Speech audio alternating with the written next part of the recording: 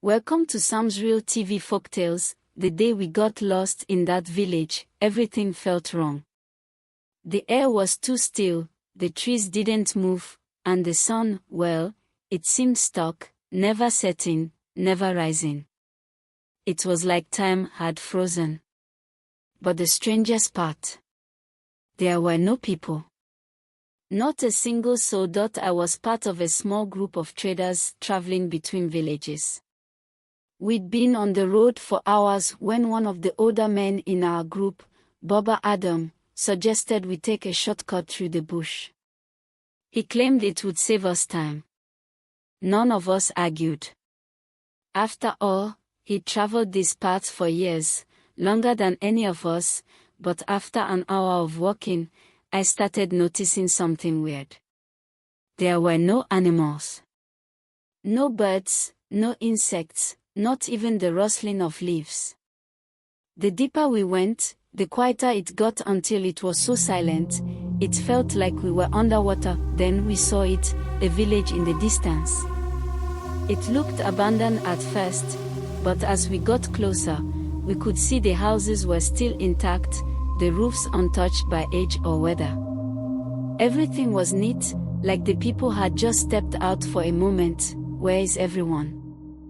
I asked, breaking the silence that had been hanging over us for too long. No one answered. We just kept walking, drawn in by the stillness of the place. We walked through the village, calling out, but no one responded.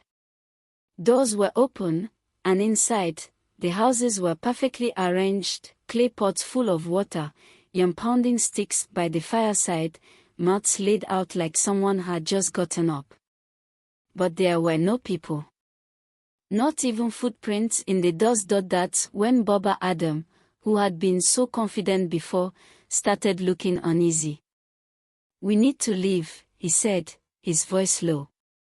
But when we turned around to go back, the path we came from was gone. There was nothing but bush all around us, thick and impenetrable. Suddenly, I heard something, a faint hum, like people talking far away.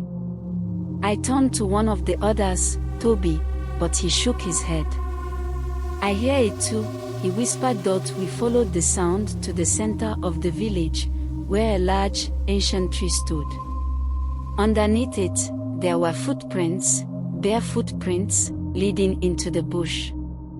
But the strange thing was, the prints would appear, then vanish, as if someone was walking in and out of time itself. Baba Adam grabbed my arm.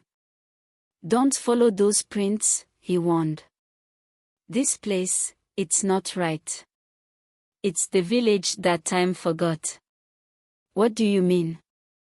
I asked, my heart pounding. He looked around, his eyes wide with fear. "My father told me stories about this place. A long time ago, it was a prosperous village, full of life. But something happened. They say the people disrespected the gods, refused to honor their ancestors. One day, the entire village was cursed. Time stopped for them. They live, but not like us. They are trapped between worlds, waiting for something." Suddenly, a figure appeared from behind the tree, a woman dressed in old, tattered clothes. Her eyes were dull, her skin pale like she hadn't seen the sun in years. She didn't say anything, just stood there, staring at us. Then, without warning, she turned and walked into the bush, disappearing as quickly as she had come. We didn't waste any more time. We ran in every direction, trying to find a way out. But no matter which way we went, we ended up back in the village. As the sun hung motionless in the sky, we realized something terrible. We might never leave. Panic set in as we kept running, going in circles, always ending up back in the same eerie village square. It was like the village itself wouldn't let us leave.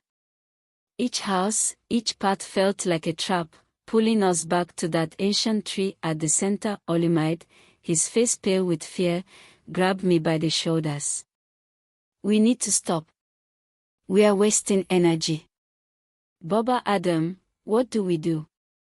Baba Adam, the man who once seemed so sure of everything, was shaking his head. His voice trembled as he spoke. This isn't just a place anymore. It's alive.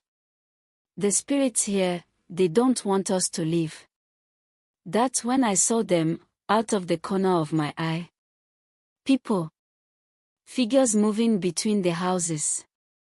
They didn't speak, didn't come toward us, but I could see them watching. Shadowy, faceless shapes that hovered at the edges of the village. They looked like ghosts, trapped souls. We need to make an offering, Baba Adam said suddenly, snapping us back to attention. It's the only way. This place, it needs something from us. It always does. What kind of offering? I asked, my voice shaking. We don't have anything. Baba Adam knelt in front of the tree, digging into the earth with his hands. It's not about what we give physically. It's about recognizing our mistake. What mistake? Toby asked, his voice filled with desperation. We didn't respect the land. We walked through a place that wasn't meant for us. We disrespected the spirit of this village, Baba Adam explained, pulling out a small pouch from his waist. It was an old, faded leather bag, something he always carried but never opened. I had assumed it was some kind of good luck charm. From the pouch, he pulled out dried herbs and a small carved stone, setting them in the soil beneath the tree. I should have known better, he whispered, almost to himself. My father always said, if you ever encounter the village that time forgot, don't try to escape. You must ask for forgiveness. He started chanting softly in Yoruba, the old language of our people, asking for mercy, for forgiveness, for the spirits to let us go. His voice was low, trembling at first, but grew stronger with each word. The wind picked up, and for the first time since we entered that village, I felt movement in the air. The trees rustled, and the air began to cool, like the village was waking up from its frozen state. Then, without warning, the sun that had been stuck in the sky shifted. Slowly, it began to move again, sinking toward the horizon. The figures in the shadows, the ghosts, or whatever they were, seemed to fade, dissolving into the houses, the earth, and the air around us. The stillness lifted, and a soft, almost peaceful hum replaced the deafening silence. Baba Adam stood up, wiping his hands on his tunic. We can leave now, he said quietly. But we must not look back. Without hesitation, we gathered our things and started walking. This time, the path out of the village appeared clear, the bush parting for us as we moved forward. My heart pounded with each step, afraid the village might pull us back at any moment. But it didn't. As we walked, the sun continued to set, and we finally reached the familiar path that led back to our village. Only then did I dare glance over my shoulder. The village was gone. Completely. The path we had taken, the houses, the ancient tree, it had all vanished into the bush, like it had never existed. We returned home, shaken but grateful to be alive. Baba Adam warned us never to speak of the village to anyone, saying that some things were better left forgotten. But I couldn't forget. Not the silence, not the figures watching from the shadows, and definitely not the feeling that something much bigger than us had been at play.